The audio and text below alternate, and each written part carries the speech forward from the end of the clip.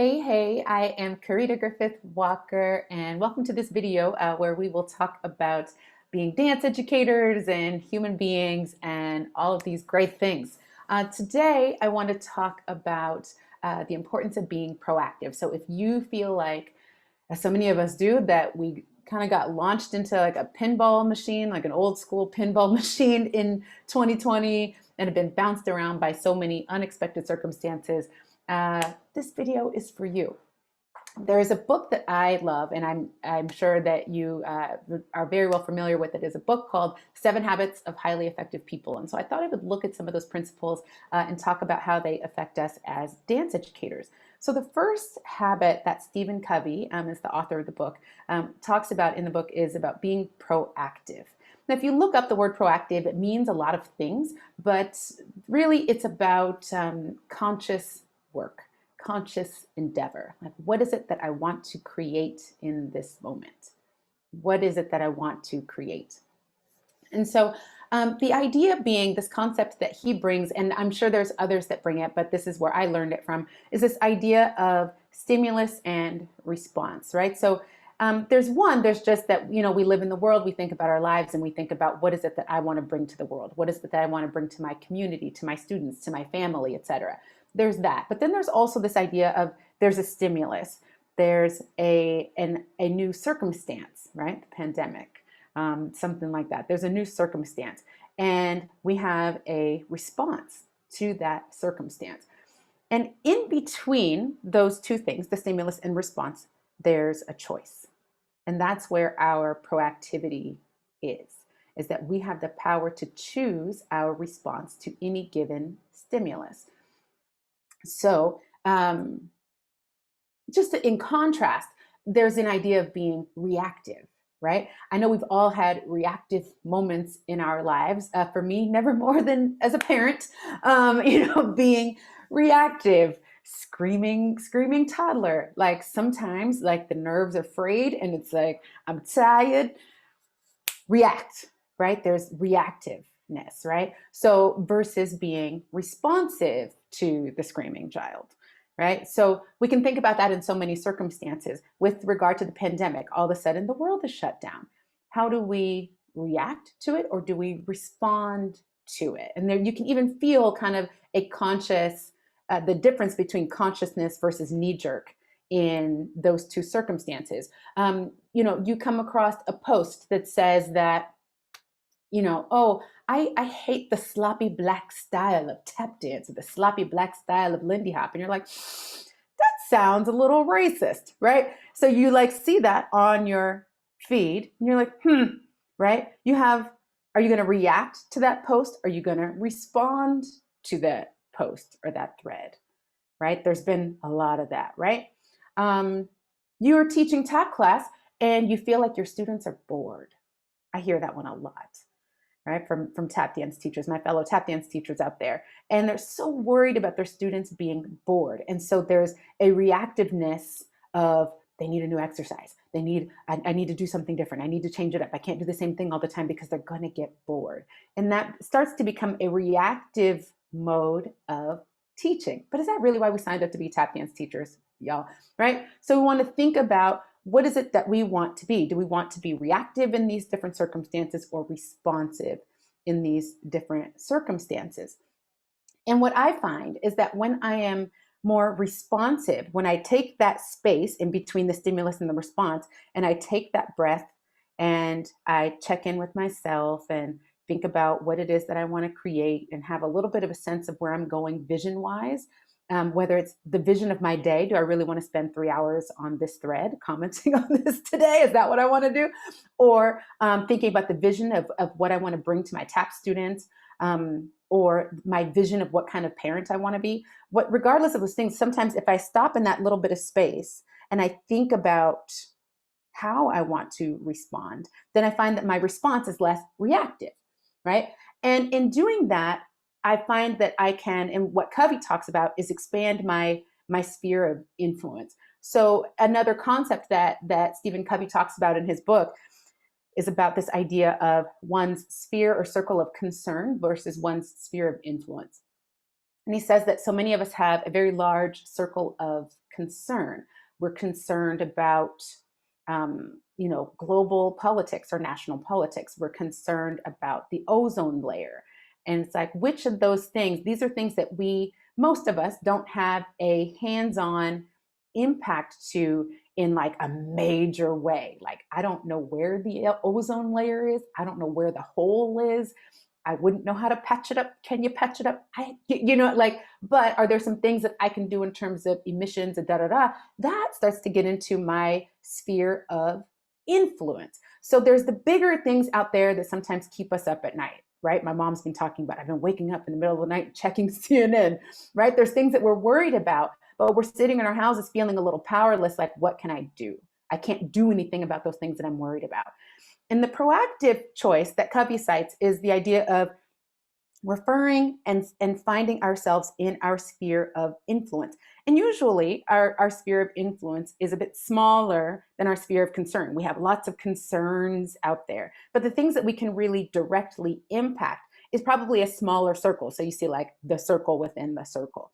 And so if we go into our sphere of influence and we start to work there, one, we feel more empowered and less out of control and helpless, which so many of us have been in this past year or so. And that if we stay working in that sphere of influence, then it can start to expand. Our influence can expand to impact more of our circle of concern. So that smaller circle can start to become bigger and affect more of that bigger circle of concern that we have.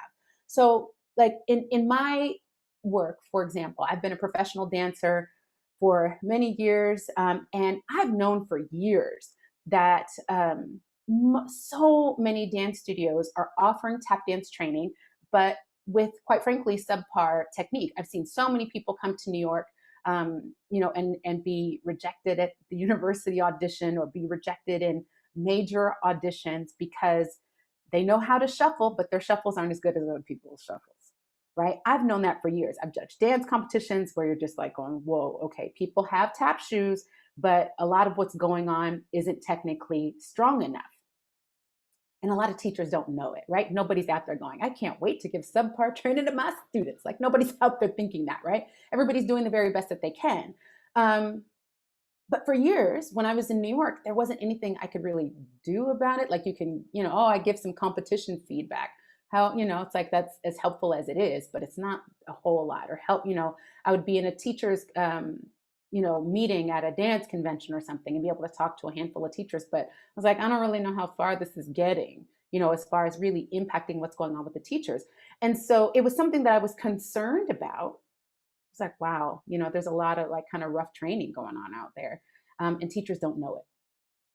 But when I became a mom and I started to reorient my career to be less touring and less out there, and I wasn't in New York anymore, I wanted to be with my kids more, I realized that I was like, maybe now I can spend some more time helping other dance educators based on my professional experience. I've been on a lot of world stages in my tap shoes. I've been in a lot of teaching environments in my tap shoes, universities, after school programs, you name it, dance studios of all kinds. And so I knew that I had enough of a breadth of experience where I could really help a lot of tap dance teachers remotely through online programming. So in 2018, I just started a program, a 10-week training course to help tap teachers around the world, via online training and feedback and Zoom sessions and all of that stuff. I've been online doing this kind of stuff since 2018 with tap teachers. And so in that way, I was able to kind of expand my sphere of influence and use my experience to help other tap dance teachers to, rework their stuff, give them some faster roadmaps to more success with their tap students, help more of their tap students reach better technical levels, help them to be more excited about tap, all these different things that I was able to do by just getting on online and letting people know that I had created this program. I put a lot of work into this program that I've been helping people with for the past couple of years. And so in that way, I worked in my little sphere of influence and started to expand it to that greater culture sphere of concern. In 2020, in the spring of 2020, when things really heated up in terms of the racial climate in the US and around the world, I was scrolling and frankly, really like dismayed and horrified. I couldn't like keep scrolling anymore. I mean, I had always seen like posts that were about race and culture and dance and stuff like that. And every now and again I would jump in and comment. But I really could see that so many people were missing a lot of information and were trying to draw conclusions like knowing one chapter of a book or knowing two chapters of a book. And we're like, here's my analysis and here's my, therefore we should do this, we should not do this. And I was like, oh God, like people really are missing a lot of information. So if I give people more information, maybe that would help. Because Lord knows me spending 3 hours in one thread with a handful of people was not, one, calming my nerves, and two, I don't think it was really helping as many people as maybe it could. So I started to, what can I do in my sphere of influence? What can I do?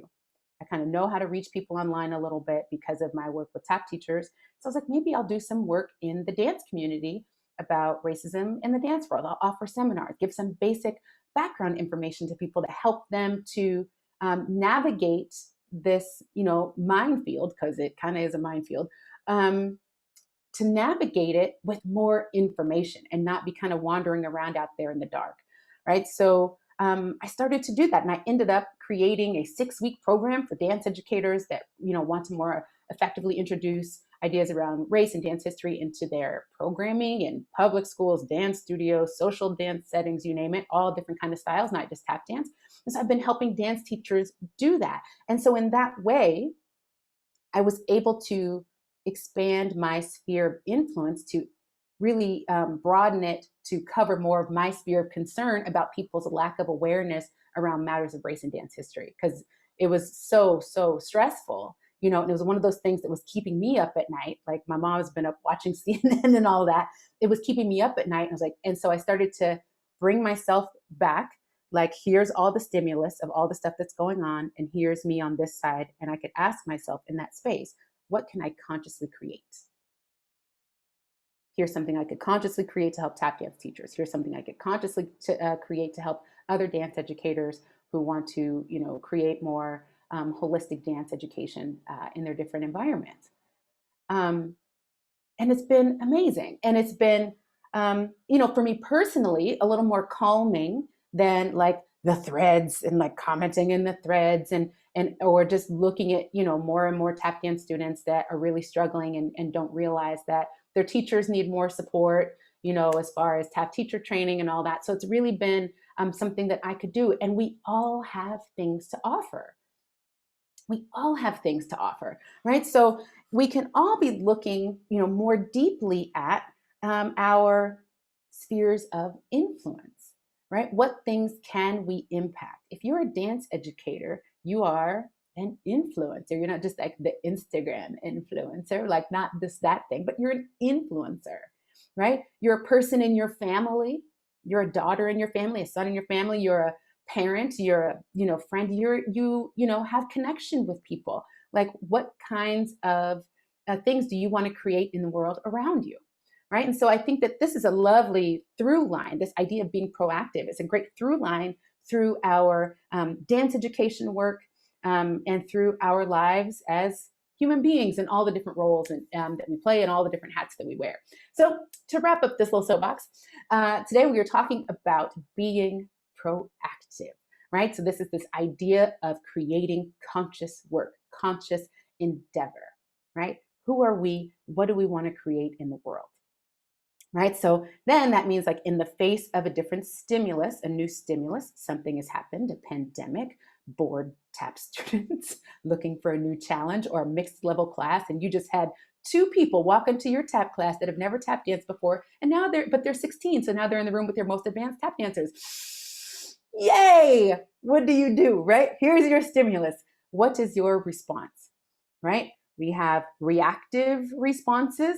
Oh, you have a screaming child. Sometimes you have a reactive response to the screaming child, but ideally we have the responsible, like in the truest definition of the word, able to respond, a responsive choice that we can make in the face of that stimulus, right? And in doing that, we can be expanding and focusing in our sphere of influence. Where can we hands-on have the most direct impact on any given situation, on our families, on our communities, on our dance students, etc.? Where can we have most impact that would then increase our influence so that it expands to reach more of our greater circles of concern in our communities and our families, in our world, right?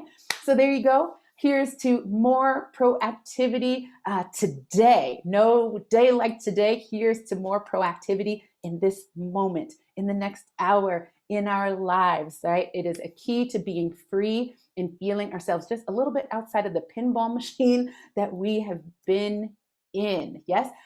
So if you want to connect with me, go to my website, curatorgriffith.com. Check out my work, check out my email list if you want to get on a waiting list for one of my programs, whether it's my Tap Teacher training program or my race and dance history program for dance educators. Jump onto my website and join my email list. All of those things. Follow me on Instagram at curatorgriffithdance. And I will see you another time. Take care.